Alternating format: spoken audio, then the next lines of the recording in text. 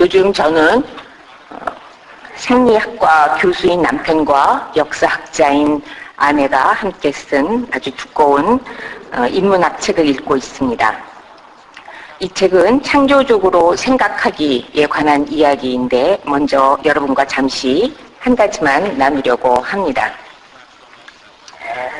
대부분의 사람들은 아인슈타인이 물리학 문제를 풀 적에 어려운 수학 공식이나 이론을 동원해서 풀 것이라고 생각을 합니다. 그런데 아인슈타인은 문제의 답은 가슴에서 바로 나온다고 말했다고 합니다. 다시 말해서 문제의 답은 느낌과 직관, 이미지로 먼저 나타나고 창조적인 사고의 과정을 통해서 통찰을 얻게 된다고 하는 것입니다. 그 후에 자신이 얻은 주관적인 통찰을 객관적으로 설명하기 위해서 수학 공식이나 과학 이론을 사용하게 된다는 것입니다. 어렵죠? 어떤 문학 작가도 이와 비슷한 말을 했는데 자신이 쓴 책은 자신의 마음에서 나오는 것이 아니고 뱃속 깊은 어딘가에 숨어있던 것이 떠오른 것이라고 합니다. 아직은 형체도 색깔도 소리도 없이 떠오르는 자신만의 내적인 느낌, 통찰, 이미지를 언어를 사용하여 설명하는 것이 소설이나 시로 나타난다고 하는 것입니다.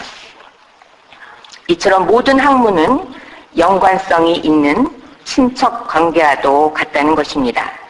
왜냐하면 그들의 답, 진리, 통찰, 깨달음은 모두 느낌과 직관에서 발생하며 동일한 창조적인 사고 경로를 거쳐서 인식으로 나오는 공통점이 있기 때문입니다. 다만 자신의 통찰을 과학자는 수학 공식과 이론으로, 문학가는 언어로, 작곡가는 음표로, 미술가는 그림이나 조각으로, 무용가는 자신의 몸으로 다른 사람들이 알아들을 수 있도록 설명할 뿐이라는 것입니다. 따라서 한 분야에서 창조적인 사고를 배우면 다른 분야에서도 창조적인 사고를 할 수 있는 문을 여는 것과 같다고 합니다.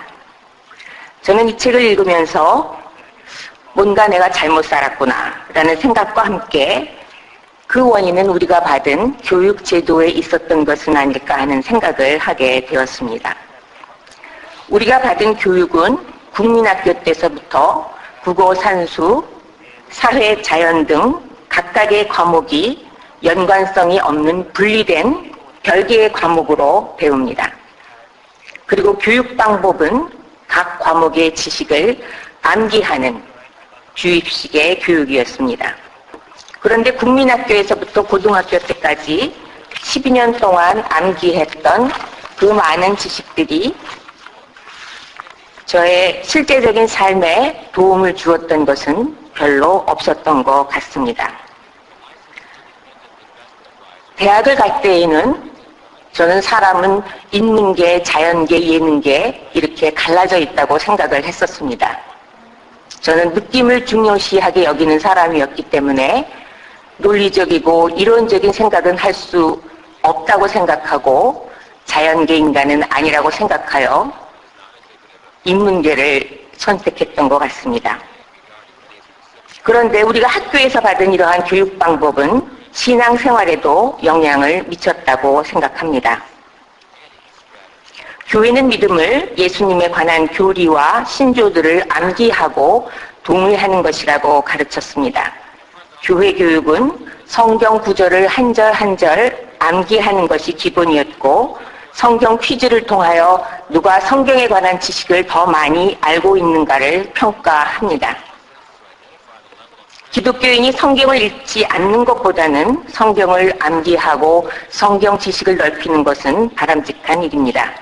하지만 성경이 하나님의 말씀이기 때문에 한자 한자 문자적인 의미가 모두 fact, 사실이라고 생각한다든지 심지어 성경 한 권을 다 베끼면 병이 낫거나 소원이 이루어진다고 하는 미신적인 생각을 한다면 성경에 대한 올바른 이해는 아니라고 생각을 합니다. 그렇다면 우리는 성경을 어떻게 이해해야 할까? 저는 오늘 읽은 요한복음을 비롯하여 복음서의 이야기들은 1세기에 갈릴리에서 예수를 만나 자신의 삶의 변화를 체험한 사람들의 주관적인 체험, 깨달음, 통찰을 언어를 사용하여 설명한 것이라고 생각합니다. 그들은 시시때때로 예수를 오해하고 부인하고 배반했습니다. 예수께서 돌아가시자 그분에게 걸었던 희망을 포기하고 모두 뿔뿔이 흩어졌다고 합니다. 그런데 그들에게 어떤 일이 일어났습니다. 그들의 의식과 삶을 송두리째 바꾸어 놓는 아주 강력하고 놀라운 체험을 하게 된 것입니다. 이 체험을 통하여 그들은 진짜 생명이 무엇인지, 완전한 사랑이 무엇인지, 온전한 인간으로 사는 것이 무엇인지를 깨달을 수 있었고 통찰을 얻었다고 생각합니다. 예수 안에서 보았던 거룩함, 하나님의 형상이 자신들 안에도 있다고 하는 것을 깨닫게 되었습니다. 그들이 하던 일을 멈추고 목숨을 걸고 예수께서 가신 길을 걸어갈 수 있는 용기와 능력도 얻게 되었습니다. 그들은 자신의 이 놀라운 체험을 예수께서 죽은 자 가운데에서 부활하셨다고 말로 표현했습니다. 오늘 읽은 아주 긴 나사로의 이야기는 그들의 이런 체험을 설명한 또 하나의 이야기입니다. 성서는 인간이 죄 가운데 있다고 말합니다. 죄라는 말은 관역을 벗어났다고 하는 의미라고 합니다. 다시 말해서 죄는 어떤 하나하나의 나쁜 행동을 의미하는 것이 아니고 자기가 가야 할 방향에서 벗어난 것, 본래 창조된 참 인간의 모습으로 살지 못하고 있는 상태를 말한다고 볼 수 있습니다. 요한복음 기자는 인간의 이러한 모습을 나사로는 병들었다, 나사로는 죽었다 라고 표현합니다. 예수께서 말씀하십니다. 내 오라버니가 다시 살아날 것이다. 죽었던 나사로가 다시 살아난다고 하는 것은 썩어서 냄새가 났던 시체가 벌떡 일어났다고 하는 이야기는 아닙니다. 죄 가운데 있던 인간이 새로운 존재가 된다고 하는 말입니다. 이 세상의 가치를 쫓아 살던 삶의 방식을 내려놓고 하나님의 뜻을 쫓아 살아가는 삶의 방식으로 변화된다고 하는 말입니다. 복음서는 이러한 변화를 중생, 위에서부터 태어남, 부활, 이러한 단어들로 표현하고 있습니다. 마르다가 말합니다. 주님은 세상에 오실 그리스도시며 하나님의 아들이심을 제가 믿습니다. 예수를 그리스도라고 하나님의 아들이라고 말하는 것은 예수를 통해서 예수 안에서 하나님을 보았고 하나님의 능력을 체험했다고 하는 고백입니다. 예수께서 가르치신 말씀들, 병자를 고치시고 귀신 들린 자들에게서 귀신을 쫓아내시고 창녀와 세리와 죄인들과 함께 하시는 그 모습 속에서 하나님이 함께 하심을 보았고 하나님이 함께 하시지 않았다면 불가능한 일이었다고 하는 깨달음을 얻었던 것입니다. 그들은 예수를 통해서 생명을 주시는 하나님, 완전한 사랑의 하나님을 보았기 때문에 그들에게 예수는 부활이고 생명이라는 고백을 할 수 있었던 것입니다. 예수께서 무덤으로 가십니다. 무덤은 동굴이었는데 그 어귀가 돌로 막혀 있었다고 합니다. 죽은 자가 무덤에서 나오려면 그 돌을 치워야 합니다. 예수께서 말씀하십니다. 돌을 옮겨 놓아라. 주변에 있던 사람들이 돌을 옮겨 놓습니다. 예수께서 직접 치워주시는 것이 아니고 나사로가 치우고 나온 것도 아니고 그의 죽음을 애도하기 위하여 모여있던 사람들이 돌을 치워준 것입니다. 예수께서 큰 소리로 외치십니다. 나사로야, 나오너라. 죽었던 사람이 나옵니다.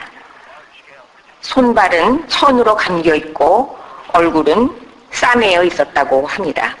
예수께서 그들에게 또 말씀하십니다. 그를 풀어주어서 가게 하라. 이번에도 나사로를 풀어주고 가게 해준 것은 그의 곁에 있었던 사람들이었습니다. 아마도 요한복음 기자는 그가 속해 있었던 요한 공동체를 염두에 두고 말하고 있는 것인지도 모릅니다. 요즘 저는 서바이벌 오디션 K-팝 스타라고 하는 TV 프로그램을 열심히 봅니다. 오늘 아침에도 보고 왔습니다.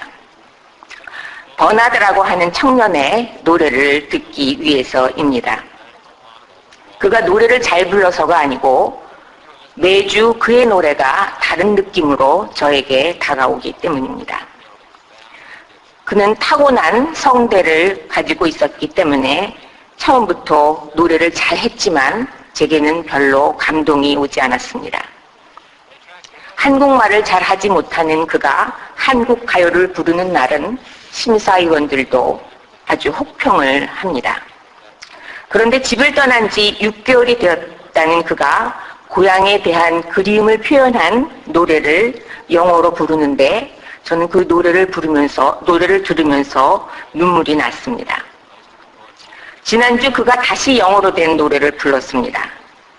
저는 가사가 영어여서 잘 알아듣지도 못했겠지만 가사를 들을 사이도 없이 첫 소절부터 그의 노래는 제 마음을 움직이는 것을 느낄 수 있었습니다. 3명의 심사위원 중에서 2명이 100점을 주었습니다. 99점을 준 심사위원이 버나드가 감정을 노래에 실은 날은 아무도 당할 자가 없다고 하는 평을 했습니다. 버나드는 자기가 부르는 그 노래에서 전해져 오는 느낌, 이미지가 무엇인지를 깨달았고 그 느낌에 자신의 감정과 영혼을 실어서 부름으로써 다른 사람들의 마음을 움직였던 것은 아닐까 생각을 해봅니다. 저는 버나드의 노래를 들으면서 진정성 있는 감정을 실어서 노래한다고 하는 것이 무엇인지 처음으로 체험한 것 같습니다. 우리들의 삶, 신앙, 그리고 성경을 대하는 태도도 이와 다르지 않다고 생각을 합니다. 성경 이야기는 버나드가 한국말로 노래를 부르는 것처럼 우리와 다른 시대, 다른 문화, 다른 사고방식, 그리고 다른 언어라고 하는 제약 속에서 쓰여진 것이기 때문에 우리가 이해하기도 그리고 감동을 받기도 쉬운 일은 아닙니다. 그래도 우리는 진지하게 성경 기자들이 나사로의 이야기를 통하여 설명하려고 했던 그들의 깨달음, 통찰, 진리가 무엇일까 귀를 기울여야 합니다. 내가 마르다였다면, 내가 마리아였다면, 내 오레비가 죽었다면 어떤 마음이었을까? 내가 나사로였다고 하면 나사로야 나오너라 외치시는 주님의 음성이 어떻게 들렸을까? 희망의 소리였을까? 아니면 피하고 싶은 소리였을까? 내가 무덤가에 있던 사람이었다면 돌을 옮기라는 말, 나사로를 풀어주어 가게 하라고 하는 주님의 부름에 어떻게 반응했을까? 내가 왜요? 나도 바빠요. 했을까? 아니면 네 주여 그리하겠습니다. 저를 보내주세요. 했을까?